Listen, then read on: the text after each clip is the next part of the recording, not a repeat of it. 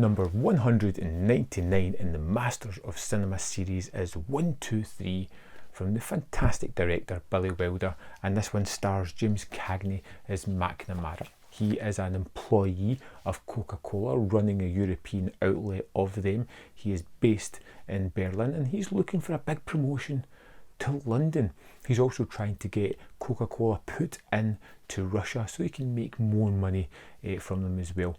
And this was a movie that felt very difficult to get into. Most of the time I'm used to get into Billy Wilder's movies and just being thrown in at the deep end. But I felt as if this one had to work a little bit to allow me into it for the most part. Like I said, we're in Berlin. They have the barrier stopping people from getting from the east side to the west side, or they have to go through a checkpoint to get there. There is this Cold War feeling about the proceedings as well as it goes on. McNamara receives a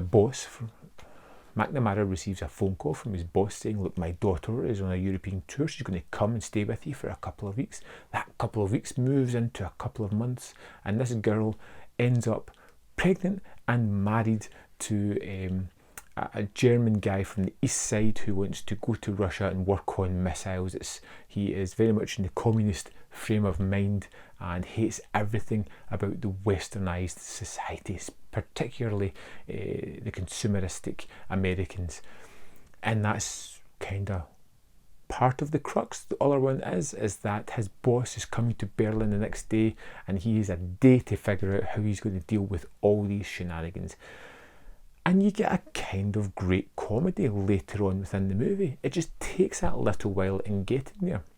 Wilder finally later on grabs hold of this movie and delivers what I'm so used to him doing, which is having a character who is several steps ahead of everybody else, who is talking a mile a minute, who has so many things going on. It's just unbelievable to see the amount of characters and interaction that he has as he tries to balance all these plates at once, as the pressures get higher and lower, as he just manipulates everybody in such a wonderful way. And that's when the movie really starts to shine and it becomes a really funny comedic piece, as all these people are bringing problems and James Cagney's just whip smart dealing with these, getting everybody on his side of things, how they're going to deal with it, and ultimately bringing it round.